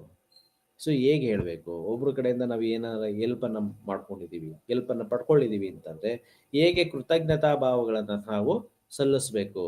ಎಷ್ಟು ಜನರಿಗೆ ಈ ಕೃತಜ್ಞತಾ ಭಾವನೆ ಇರುತ್ತೆ, ಯಾವ ವ್ಯಕ್ತಿತ್ವಗಳಲ್ಲಿ, ಯಾವ ವ್ಯಕ್ತಿಗಳಲ್ಲಿ ಈ ರೀತಿಯಾದಂತಹ ಬೇಸ್ಡ್ ಆನ್ ಬ್ಲಡ್ ಗ್ರೂಪ್ ಇರುತ್ತೆ, ಬೇಸ್ಡ್ ಆನ್ ಕಲ್ಚರಲ್ ಇರುತ್ತೆ, based on the social status, biological natures, ಎಲ್ಲ ಸೋಷಿಯಲ್ ಡೆಮೋಗ್ರಫಿಗಳನ್ನ ಹೊಂದಿ ವ್ಯಕ್ತಿಯ ಪರ್ಸನಾಲಿಟಿಯ ಜೊತೆಗೆ ಹೇಗೆ ಈ ಕೃತಜ್ಞತೆ ಅಥವಾ ಕೃತಜ್ಞತಾ ಭಾವ ಡೆವಲಪ್ ಆಗಿರುತ್ತೆ, ಅದರ ರೇಂಜ್ ಏನಿರುತ್ತೆ, ಅದರ ವ್ಯಾಪ್ತಿ ಏನಿರುತ್ತೆ ಅನ್ನೋದ್ರ ಬಗ್ಗೆ ಪಾಂಡ್ಯರವರು 1986ಅಲ್ಲಿ ಅಧ್ಯಯನಗಳನ್ನು ಮಾಡ್ಕೊಳ್ತಾ ಹೋಗ್ತಾರೆ. ಅದೇ ರೀತಿ ದುರ್ಗಾನಂದ ಸಿನ್ಹಾರವರು 1980ಸಲ್ಲಿ ಲೀಡರ್ಶಿಪ್ ಬಗ್ಗೆ, ನಾಯಕತ್ವದ ಬಗ್ಗೆ, ಆತನ ವರ್ತನೆ ವ್ಯಕ್ತಿಯೊಂದಿಗೆ ಯಾವ ರೀತಿಯಾಗಿ ಕನೆಕ್ಟ್ ಆಗಿರುತ್ತೆ, ಸಾಮಾಜಿಕ ಹಿನ್ನೆಲೆಯಾಗಿ ಈ ರೀತಿಯಾಗಿ ತನ್ನ ವ್ಯಕ್ತಿತ್ವದ ವರ್ತನೆಗಳನ್ನು ವ್ಯಕ್ತಪಡಿಸ್ತಾ ಹೋಗ್ತಾನೆ. ಬದಲಾಗಿರುವಂತಹ ಸಾಮಾಜಿಕ ಸನ್ನಿವೇಶಗಳಲ್ಲಿ ವ್ಯಕ್ತಿಯ ನಾಯಕತ್ವ ಹೇಗೆ ಇಂಪ್ಯಾಕ್ಟ್ ಅನ್ನು ಮಾಡುತ್ತೆ, ಹೇಗೆ ಮಹತ್ತರವಾದ ಅಂಶಗಳಿಗೆ ಅದು ದಾರಿ ಮಾಡಿಕೊಡುತ್ತೆ ನಾಯಕತ್ವ ಅನ್ನೋದು, ಆ ಎಲ್ಲ ವಿಷಯಗಳ ಬಗ್ಗೆ ಅಧ್ಯಯನಗಳನ್ನು ಮಾಡ್ಕೊಳ್ತಾ ಹೋಗ್ತಾರೆ. ಸಮುದಾಯದ ವರ್ತನೆ, ಮನೋಭಾವ, ಸಂಸ್ಕೃತಿಯೊಂದಿಗೆ ಹೇಗೆ ಗುರುತಿಸ್ಕೊಂಡಿರ್ತಾರೆ. ಒಬ್ಬ ವ್ಯಕ್ತಿಯ the persons behaviour as well as the social behaviour. Social ಅಂತಂದರೆ ಒಂದು ರೀಜನಲ್ ವೈಸ್, ಒಂದು ಜಿಯೋಗ್ರಫಿಕಲ್ ವೈಸ್ ಬರುವಂಥದ್ದು, ಅಥವಾ ಮತ್ತೊಂದು ಕಮ್ಯುನಿಟಿ ಇರ್ಬೋದು, ಮತ್ತೊಂದು ಕ್ಯಾಸ್ಟ್ ಇರ್ಬೋದು, ಮತ್ತೊಂದು ಕೆಲವೊಂದು ಯೂಸ್ ಮಾಡುವಂಥ ಭಾಷೆ ಮೇಲೆ ಇರಬಹುದು, ಕೆಲವೊಂದು ಅವ್ರು ಯೂಸ್ ಮಾಡುವಂತಹ ಅಥವಾ ಉಪಯೋಗಿಸುವಂತಹ ಊಟದ ಆಚಾರ ವಿಚಾರಗಳ ಬಗ್ಗೆ ಇರಬಹುದು. ಸೊ ಹೀಗೆ ಆ ವ್ಯಕ್ತಿಗಳ ವರ್ತನೆ ಮತ್ತು ಸಮುದಾಯಗಳ ವರ್ತನೆ ಹೇಗೆ ಇರುತ್ತೆ, ಸಂಸ್ಕೃತಿಯೊಂದಿಗೆ ಹೇಗೆ ತಳುಕಾಕೊಳ್ಳುತ್ತೆ, ಸಂಸ್ಕೃತಿಯೊಂದಿಗೆ ಹೇಗೆ ತನ್ನದೇ ಆದಂತಹ ವಿಷಯಗಳು ಬೆರೆತೋಗಿರುತ್ತೆ. ಈ ಎಲ್ಲ ವಿಷಯಗಳನ್ನು ಸಹ ಅನೇಕ ಚರಾಂಶಗಳನ್ನು ಇಟ್ಕೊಂಡು, ಇಂಡಿಪೆಂಡೆಂಟು ಮತ್ತು ಸ್ವತಂತ್ರ ಚರಾಂಶ, ಅವಲಂಬಿ ಚರಾಂಶಗಳ ಮುಖಾಂತರ ತನ್ನದೇ ಆದಂಥ ಅಧ್ಯಯನಗಳನ್ನು ಮಾಡ್ತಾ ಹೋಗ್ತಾರೆ. ಸೊ ಹೇಗೆ ಈ ಸಾಹಿತ್ಯ ಮತ್ತು ಆರ್ಥಿಕ ವಿಷಯಗಳು ಪ್ರಭಾವಕ್ಕೊಳಗಾಗುತ್ತೆ ಸಾಮಾಜಿಕ ಹಿನ್ನೆಲೆಯಲ್ಲಿ ಓಕೆ, ಈ ಸಾಮಾಜಿಕ ಹಿನ್ನೆಲೆಯಲ್ಲಿ ಹೇಗೆ ಬೇರೆ ಬೇರೆ ಅಂಶಗಳು ತನ್ನನ್ನು ತಾನು ಮುನ್ನೆಲೆಗೆ ಕಂಡುಕೊಳ್ತಾ ಹೋಗುತ್ತೆ. ಸೊ ಇದನ್ನೆಲ್ಲ ನಾವು ನೋಡ್ತಾ ಹೋಗ್ಬೋದು. ಅದೇ ರೀತಿಯಾಗಿ ಸುಧೀರು, ಕಾಕರು, ಓಕೆ, ನಾಂಜಿ, ಇವರೆಲ್ಲರೂ ಸಹ ಈ ಸಾಧನಾಭಿಪ್ರೇರಣೆ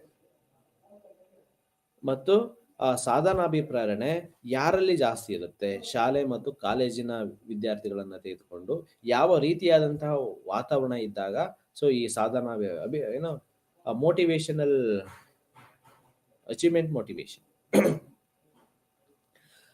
ಅಚೀವ್ಮೆಂಟ್ ಮೋಟಿವೇಶನ್ಸು ಸೊ ಯಾರಲ್ಲಿ ಜಾಸ್ತಿ ಇರುತ್ತೆ, male, females, childrens, adolescent or adult, ಅದಕ್ಕೆ ಕಾರಣ ಆಗುವಂತ ಅಥವಾ ಪ್ರೇರೇಪಣೆಗೆ ಒಳಗಾಗುವಂತಹ ಅಂಶಗಳು ಯಾವುದು. ಓಕೆ, ಸೊ ಈಗ ಒಂದು ಸ್ಟ್ರೆಸ್ ಅಂತ ನಾವು ತೆಗೆದುಕೊಂಡ್ರೆ ಅದಕ್ಕೆ ಸ್ಟ್ರೆಸರ್ಸ್ಗಳು ತುಂಬಾ ವಿಷಯಗಳು ಇರುತ್ತೆ. ಅಕಾಡೆಮಿಕ್ ಸ್ಟ್ರೆಸ್ ಅಂತ ತೆಗೆದುಕೊಂಡ್ರೆ ಅಕಾಡೆಮಿಕ್ ರಿಲೇಟೆಡ್ ಸ್ಟ್ರೆಸರ್ಸ್ಗಳು ಆದ್ರೆ ಪರ್ಸನಲ್ ರಿಲೇಟೆಡ್ ಸ್ಟ್ರೆಸರ್ಸ್ಗಳು ಇರುತ್ತೆ, ಅದರಲ್ಲಿ ಫೈನಾನ್ಷಿಯಲ್ಸ್ ರಿಲೇಟೆಡ್ ಇರುತ್ತೆ, ಇಂಟರ್ ಸೋಷಿಯಲ್ ರಿಲೇಶನ್ಶಿಪ್ ಇರುತ್ತೆ, ಇಂಟರ್ ಡಿಪೆಂಡೆಂಟ್ ವೇರಿಯೇಬಲ್ ಆಗಿರುವಂತಹ ಅಂದ್ರೆ ಸ್ಟ್ರೇನಿಯಸ್ ವೇರಿಯೇಬಲ್ ಆಗಿ ಇನ್ಫ್ಲೂಯೆನ್ಸ್ ಮಾಡುವಂತಹ ಅನೇಕ ಅಂಶಗಳು, ಚರಾಂಶಗಳು, ಎಕ್ಸ್ಟ್ರೇನಿಯಸ್ ವೇರಿಯೇಬಲ್ಸ್ಗಳು ಒಂದು ಫ್ಯಾಕ್ಟರ್ಸ್ ಅನ್ನ ಬದಲಾವಣೆಯ ರೂಪದಲ್ಲಿ ಉಂಟು ಆಗ್ಲಿಕ್ಕೆ ಕಾರಣ ಮಾಡ್ತಾ ಹೋಗುತ್ತೆ. ಸೊ ಈ ಎಲ್ಲ ಎಲಿಮೆಂಟ್ಸ್ಗಳು, ಈ ಎಲ್ಲ ವಿಷಯಗಳು ಈ ಒಂದು ಸಾಮಾಜಿಕ ಹಿನ್ನೆಲೆಯಲ್ಲಿ ನಾವು ಅಧ್ಯಯನ ಮಾಡೋದೇ ಆದ್ರೆ ಅದಕ್ಕೆ ಕಾರಣ ಮತ್ತೆ ಅದರದ್ದು ಉಪಯೋಗ ಅಂತ ಅಂದ್ರೆ ರಿಸಲ್ಟ್, ಈ ಕಾಸ್ ಅಂಡ್ ಎಫೆಕ್ಟ್ ರಿಲೇಶನ್ಶಿಪ್ ಅನ್ನು ನಾವು ನೋಡ್ಲಿಕ್ಕೆ ಪ್ರಮುಖ ಪಾತ್ರವಾದ ಮಾಹಿತಿಯನ್ನು ಒದಗಿಸ್ತವೆ. ಓಕೆ, ಸೊ ಅದೇ ರೀತಿ ಅದೇ ಹಿನ್ನೆಲೆಯಲ್ಲಿ ನಾವು ನೋಡ್ತಾ ಹೋದ್ರೆ ನಮ್ಮ ವ್ಯಕ್ತಿತ್ವದ ವರ್ತನೆಗಳು, ಒಬ್ಬ ವ್ಯಕ್ತಿಯ ವರ್ತನೆಗಳು ಅನೇಕ ರೀತಿಯಾದಂತಹ ಅಥವಾ ಅನೇಕ ಸಂದರ್ಭದಲ್ಲಿ ವ್ಯಕ್ತಿಯಿಂದ ವ್ಯಕ್ತಿಗೆ, ಸಂದರ್ಭದಿಂದ ಸಂದರ್ಭಕ್ಕೆ, ಒಂದು ಸನ್ನಿವೇಶದಿಂದ ಸನ್ನಿವೇಶಕ್ಕೆ, ಒಬ್ಬ ಇಂಡಿವಿಜುವಲ್ ಅಂತ ಅಂದಾಗ ಅದೇ ವ್ಯಕ್ತಿ ಗ್ರೂಪ್ ನಲ್ಲಿ ಇದ್ದಾಗ, ಒಬ್ಬ ವ್ಯಕ್ತಿ ಅದೇ ವ್ಯಕ್ತಿ ಒಂದು ಸಮೂಹ ಅಂದ್ರೆ ಫ್ಯಾಮಿಲಿನಲ್ಲಿ ಇದ್ದ ಅಂತ ಅಂದಾಗ ವರ್ತನೆಗಳು ಹೇಗೆ ಬದಲಾಗುತ್ತೆ, ಹೇಗೆ ಶೇಪ್ ಅನ್ನ ಮಾಡ್ಕೊಳ್ತಾನೆ, ಹೇಗೆ ಮಾಡಿಫೈ ಅನ್ನ ಮಾಡ್ಕೊಳ್ತಾನೆ, ಇದೆಲ್ಲ ಆಗುತ್ತಾ, ಅಬ್ಸರ್ವೇಷನ್ಸ್ ಮುಖಾಂತರ ಆಗುತ್ತಾ. ಸೊ ಬಂಡೂರ ಅವರು ಹೇಳಿರೋಂಥ ಸಿದ್ಧಾಂತನೇ ಒಂದು ಅವಲೋಕನ ವಿಧಾನ, ಅವಲೋಕನ ಕಲಿಕಾ ತತ್ವ, ಅಬ್ಸರ್ವೇಷನ್ ಲರ್ನಿಂಗ್ ಅಂತ ಕರೀತಾರೆ.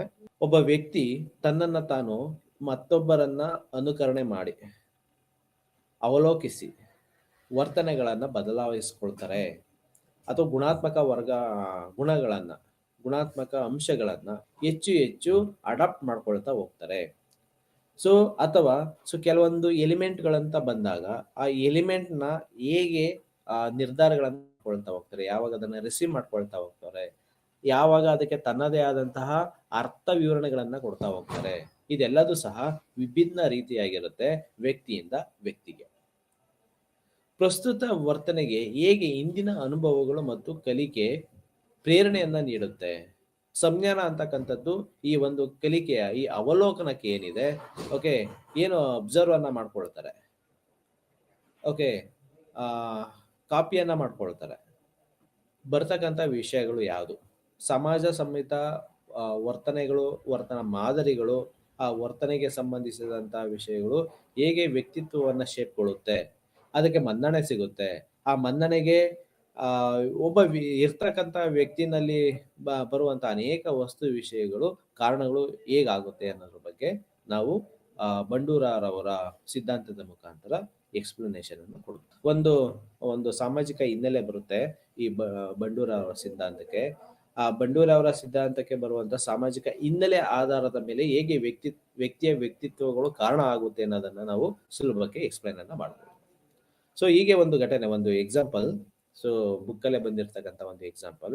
ಸೊ ಒಬ್ಬ ವ್ಯಕ್ತಿ ನೀರಲ್ಲಿ ಮುಳುಗ್ತಾ ಇರ್ತಾನೆ. ಸೊ ಒಂದು ನೀರಲ್ಲಿ ಮುಳುಗ್ತಾ ಇರ್ತಕ್ಕಂಥ ವ್ಯಕ್ತಿಯನ್ನ ಒಂದಷ್ಟು ಜನ ಹೋಗಿ ಸೇವ್ ಅಥವಾ ರೆಸ್ಕ್ಯೂ ಮಾಡೋದಕ್ಕೆ ಪ್ರಯತ್ನವನ್ನು ಪಡ್ತಾರೆ. ನೀರಲ್ಲಿ ಬಿದ್ದಿರ್ತಕ್ಕಂಥ ಒಬ್ಬ ವ್ಯಕ್ತಿಯನ್ನ ಅಷ್ಟು ಜನ ಸೇರಿ ಆಚೆ ತರ್ತಾರೆ. ಸೊ ಆ ಒಂದು ಕ್ರೆಡಿಟ್ ಯಾವುದೋ ಒಬ್ನಿಗೆ ಹೋಗ್ಬಿಡುತ್ತೆ. ಒಂದು ಉದಾಹರಣೆನಲ್ಲಿ ಇದು ನಡೆದ ಘಟನೆ ಅಂತಾನೂ ಹೇಳ್ತಾರೆ. ಆ ಉದಾಹರಣೆನಲ್ಲಿ ಏನಾಗುತ್ತೆ, ಒಬ್ಬ ವ್ಯಕ್ತಿಗೆ ಕ್ರೆಡಿಟ್ ಹೋಗ್ಬಿಡುತ್ತೆ.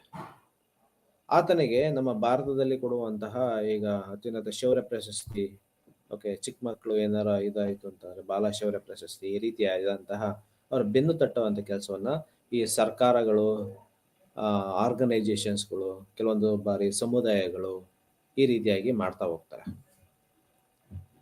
ಸೊ ಈ ರೀತಿಯಾಗಿ ಒಬ್ಬ ವ್ಯಕ್ತಿಗೆ ಅಥವಾ ಆತನ ಕಾಂಟ್ರಿಬ್ಯೂಷನ್ ಇಲ್ಲ ಅಂತಂದಾಗ, ಅಥವಾ ಎಲ್ಲರ ಏನೋ ಪ್ರಯತ್ನ ಇರುತ್ತೆ, ಆದ್ರೆ ಅದೆಲ್ಲ ಕ್ರೆಡಿಟ್ ಒಬ್ನಿಗೆ ಹೋಯ್ತು ಅಂತ ಅಂದಾಗ, ಸೊ ಅವನನ್ನ ರೆಕಗ್ನೈಸ್ ಮಾಡಿ, ಒಬ್ಬ ವ್ಯಕ್ತಿಯನ್ನ ರೆಕಗ್ನೈಸ್ ಮಾಡಿ ಅವನಿಗೆ ಕೊಟ್ಟಂತ ಅಂದಾಗ ಅವನ ವರ್ತನೆಗಳು, ಆತ ನಂತರದಲ್ಲಿ ರೂಢಿಸ್ಕೊಳ್ಳುವಂತಹ ವರ್ತನೆಗಳು ಯಾವ ರೀತಿ ಆಗಿರುತ್ತೆ. ಸೊ ಆಕ್ಚುಯಲ್ ವಾಸ್ತವಿಕತೆಗೂ ಅಲ್ಲಿ ಸಿಗ್ತಾ ಇರ್ತಕ್ಕಂತಹ ರಿವಾರ್ಡ್ಗೂ ನಡುವೆ ಇರ್ತಕ್ಕಂಥ ವ್ಯತ್ಯಾಸಗಳೇನು, ಆ ವ್ಯತ್ಯಾಸಗಳಲ್ಲೂ ಏನು ರೆಕಗ್ನೈಸ್ ಆಗುತ್ತೆ, ಅದಕ್ಕೆ ಬಂದಿರತಕ್ಕಂತಹ ಅಥವಾ ಬರಬಹುದಾದಂತಹ ಫೀಡ್ಬ್ಯಾಕ್ಸ್ಗಳು ಏನು, ಈ 3 ಆಯಾಮಗಳಲ್ಲಿ ನಾವು ಅಧ್ಯಯನ ಮಾಡಿದಾಗ ಅಥವಾ ಆ ಒಂದು ಸನ್ನಿವೇಶವನ್ನ ನಾವು ಇವ್ಯಾಲ್ಯೂಯೇಟ್ ಮಾಡ್ತೀವಿ ಅನ್ನೋದೇ ಆದ್ರೆ, ಸೊ ಪ್ರೊಜೆಕ್ಟ್ ಆಗೋ ರೀತಿ ಏನಿರುತ್ತೆ, ವಾಸ್ತವ ಸ್ಥಿತಿ ಏನಿರುತ್ತೆ, ಅಥವಾ ಆ ಘಟನೆಯನ್ನ ಗುರುತಿಸಿ ಪ್ರೇರೇಪಣೆ ನೀಡುವಂತಹ ಸಂಗತಿಗಳು ಏನು,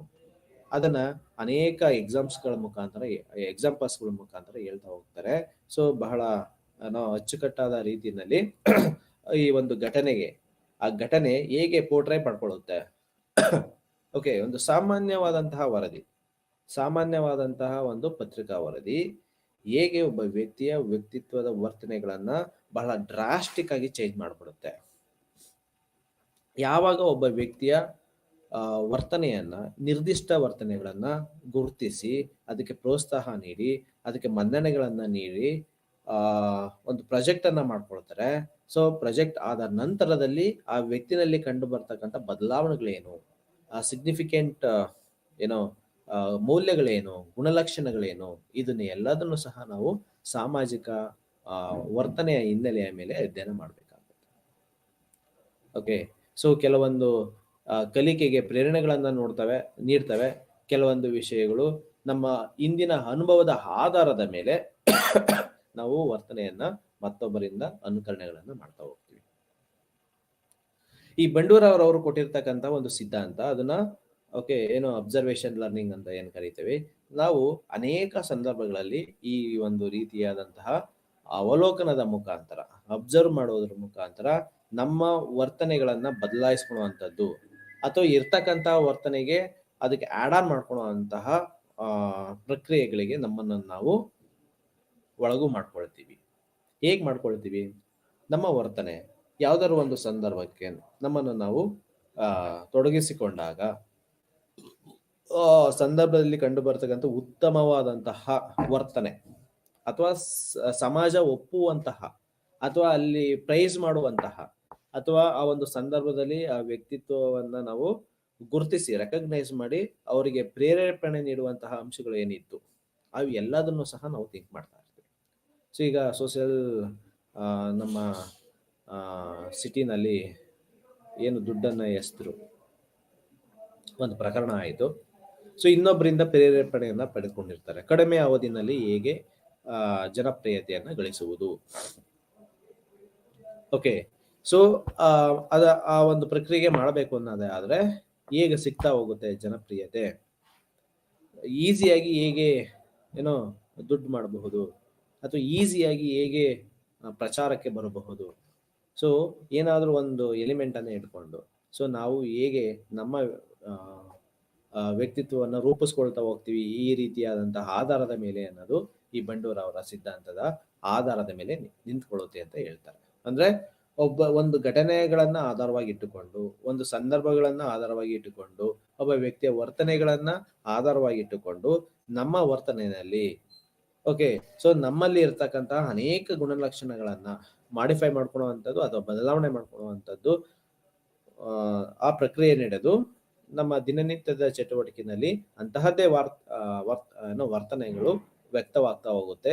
ಆ ವರ್ತನೆ ವ್ಯಕ್ತ ಆಗುವಂಥದಕ್ಕೆ ಕಾರಣ ಏನಪ್ಪಾ ಅಂತಂದ್ರೆ ಬಂಡೂರ ಅವರ ಪ್ರಕಾರ ಅದನ್ನ ಅಬ್ಸರ್ವೇಷನ್ ಲರ್ನಿಂಗ್. ಇನ್ನೊಬ್ಬರನ್ನ ಅಬ್ಸರ್ವ್ ಮಾಡ್ತೀವಿ, ಅದ್ರಲ್ಲಿ ಗುಡ್ ಥಿಂಗ್ ಯಾವುದು, ಬ್ಯಾಡ್ ಥಿಂಗ್ ಯಾವುದು, ಅಥವಾ ನ್ಯೂಟ್ರಲ್ ಯಾವುದು ಅನ್ನೋದನ್ನ ಅಬ್ಸರ್ವ್ ಮಾಡಿ ಯಾವುದು ಬೆಸ್ಟ್ ಅಂತ ಅನ್ಸುತ್ತೆ, ಯಾವುದಕ್ಕೆ ನಾವು ಸಾಮಾಜಿಕ ಮನ್ನಣೆಗಳನ್ನ ಕೊಡ್ತಾ ಹೋಗ್ತೀವಿ ಅನ್ನೋದ್ರ ಆಧಾರದ ಮೇಲೆ ಅದನ್ನ ನಾವು ಅಡಾಪ್ಟ್ ಮಾಡ್ಕೊಳ್ತಾ ಹೋಗ್ತೀವಿ.